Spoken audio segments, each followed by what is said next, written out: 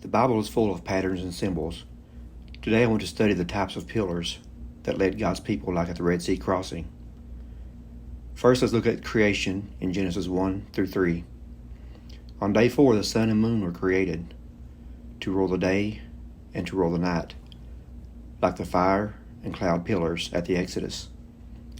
The Red Sea was split, and red is a symbol of blood, and sea is a type of people.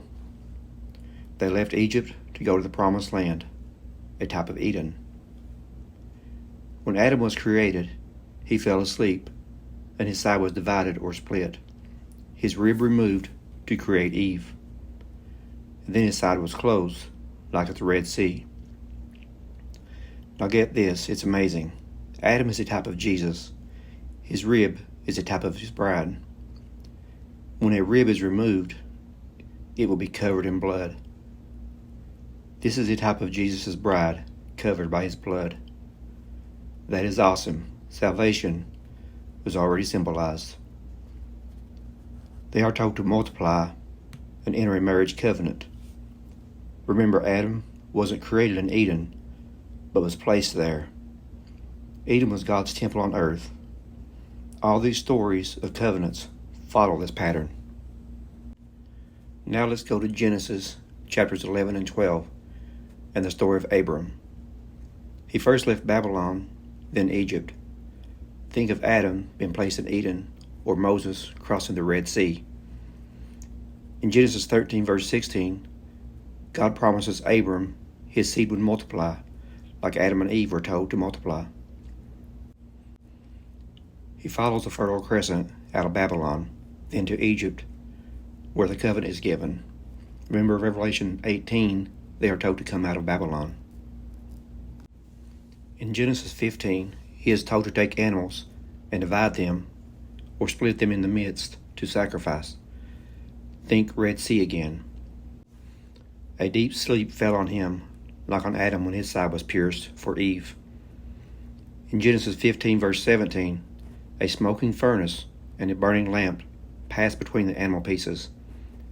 Think of the pillars of cloud and fire as a furnace and lamp. This is the Abrahamic covenant of seed and land. This is the same area as the Garden of Eden from Egypt to the Euphrates. Now Exodus chapter 1, Israel had multiplied its seed, like God told Adam and Eve. God told Moses to lead Israel to the land promised to Abram. A deep darkness is over Egypt when the firstborn died in every Egyptian household. Israel was protected, covered by the Passover blood. Israel is a type of bride, like Eve the rib. They are led by the two pillars, the cloud and fire, across the Red Sea. And Moses then closed the sea, like Adam's flesh was closed. They were given the Sinai covenant and the tabernacle. They were led continually by the cloud and fire. In Deuteronomy 34, Moses dies as a type of the law. Joshua, another name for Jesus, then leads Israel to Canaan, the Promised Land. And the covenant of Moses is renewed with them, and the men were circumcised. The law of Moses leads to Christ and faith. Joshua 1 verse 8 tells us the book of the law, and basically the Ark of the Covenant, will guide them day and night, like the two pillars.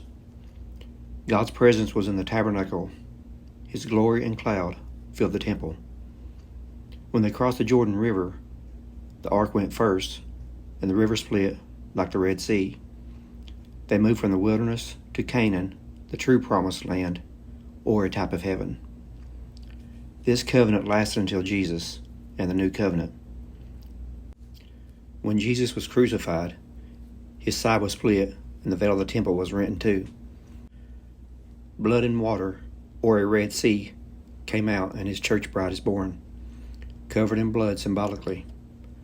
We can now spiritually enter the heavenly temple by faith.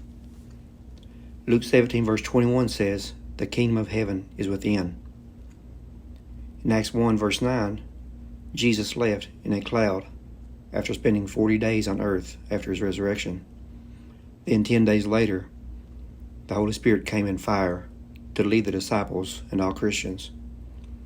Here we have a new location of the kingdom within and the pillars of cloud and fire. 40 years later, Rome destroyed Jerusalem in AD 70. Historians said the Romans looked like clouds coming, and in fire destroy the earthly temple. This is the type of Jesus' second coming in the clouds with fiery vengeance on his enemies. Revelation 1 verse 7, Isaiah 66:15, and 2 Thessalonians 1 verse 7 and 8. He takes his bride in Revelation 19 and enters the seventh-day rest, or 1,000-year millennium. After the 1,000 years of rest, Satan goes out to deceive. Remember Genesis 2? They enter the seventh-day rest, Adam and his bride Eve. Then in chapter 3, Eve is deceived. It follows the same pattern. Then through the flood of Noah, the earth is destroyed. He will then create a new heaven and earth like in Eden, where he could be with man and not inside. This is Eden restored, and Jesus will be the light in Revelation 22, verse 5. Adam was placed east in Eden. Abram came down to Egypt and then left. Moses, Joshua, and Israel came out of Egypt. Joseph also was in Egypt. Jesus hid in Egypt as a child. All are types of Jesus. So could Adam have been created in Egypt, then placed east in Eden? There's some food for thought there.